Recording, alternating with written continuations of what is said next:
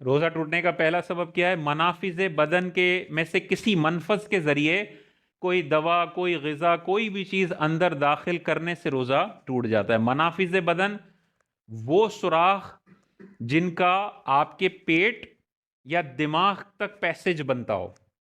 اب منفذ کیا ہے بھائی؟ منہ ہے، ناک ہے، آنکھ ہے۔ منہ میں کوئی چیز ڈالی، معدے تک اس کا تعلق ہے۔ ناک میں کوئی چیز ڈالی، دماغ سے بھی تعلق ہے، ناک کا پیسج بنتا ہے اور پیٹ سے بھی بنتا ہے۔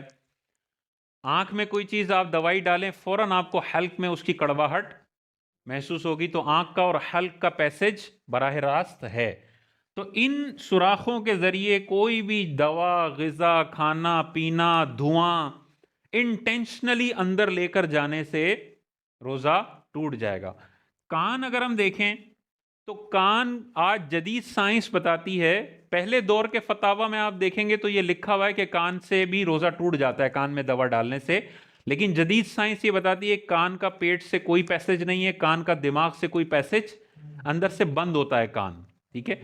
تو کان میں دوا ڈالنے سے نہ روزہ ٹوٹے گا نہ کوئی اور مسئلہ ہوگا۔ ہاں، کان کا پردہ پھٹا ہوا ہے کسی کا، تو پردہ پھٹنے کی وجہ سے وہ روٹ بن جاتا ہے، پھر دوا یا غذا اندر جا سکتی ہے۔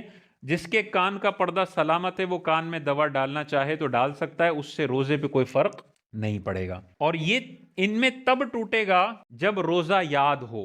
بھولے سے آنکھ میں دوائی ڈال لی، منہ میں قطرے ڈال لیے دوائی کے، اور پھر یاد آیا کہ رمضان ہے، تو بھولے سے ناک اور آنکھ میں دوائی ڈالنے سے کوئی فرق نہیں پڑتا۔ روزہ یاد ہو اور پھر آپ کوئی چیز اندر لے جائیں تو روزہ ٹوٹ جائے گا۔ اسی طرح وہ چیزیں معاف ہیں جن سے بچنے میں بہت حرج ہو، ٹھیک ہے؟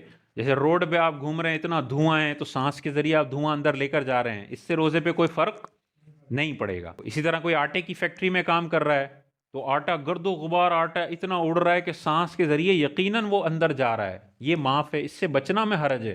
تو ایسی جتنی چیزیں جن سے بچنے میں بہت حرج ہو وہ معاف ہیں۔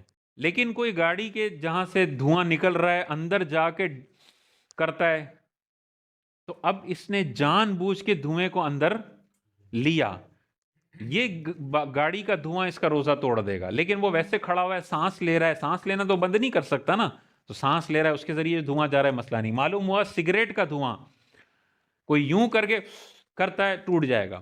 لیکن آپ سامنے کھڑے ہوئے ہیں، میں یوں کرتا ہوں اور آپ وہی سانس لے لیتے ہیں اندر، آپ کا روزہ، حالانکہ ایک ہی چیز ہے، میں نے بھی وہی دھواں اندر لیا، انہوں نے بھی وہی لیا، انہوں نے ان انٹینشنلی لیا، میں نے انٹینشنلی دھواں اندر لیا، میرا روزہ ٹوٹے گا، ان کا روزہ نہیں ٹوٹے گا۔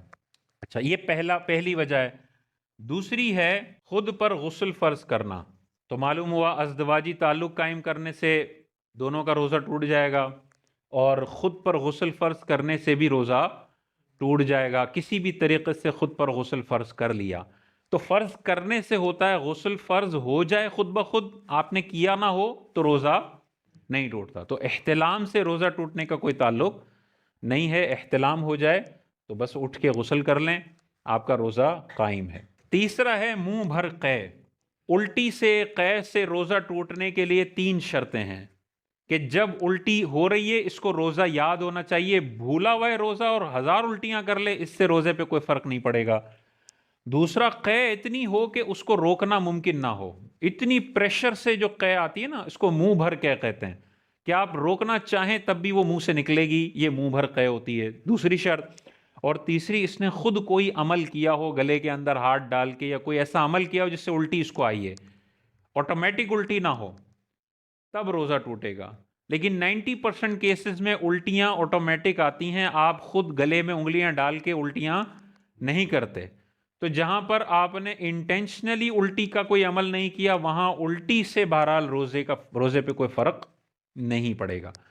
اس سے یہ بھی پتہ چل گیا کہ ہلکی پھلکی الٹی آئی اور وہ نگل لی، بعض اوقات بڑی ڈکار آ جاتی ہے، اور سحری کے اندر قورمہ کھایا ہوتا ہے اور ظہر میں وہ قورمہ ڈکار میں پلٹ کے آتا ہے، اور حضرت پھر دوبارہ اس کو اندر لے جاتے ہیں، اور پھر ٹینشن آتے ہیں کہ تو گلے میں تیکھا تیکھا ذائقہ آ گیا، تو میرا روزہ ٹوٹا یا نہیں ٹوٹا؟ تو نہیں ٹوٹا، کیونکہ تھوڑی بہت الٹی نکلنے سے اور پھر اس کے واپس چلے جانے سے، ہاں یہ گندی مثال ہے کہ بالکل منہ سے باہر نکل آئے اور پھر وہ اندر لے کر چلا جائے، تو وہ تو تھوک بھی باہر نکلا اور کسی نے اندر کر لیا یہاں سے تو ٹوٹ جائے گا روزہ. اندر منہ کے اندر تھوک ہو وہ نگلتا رہے اس سے فرق نہیں پڑے گا.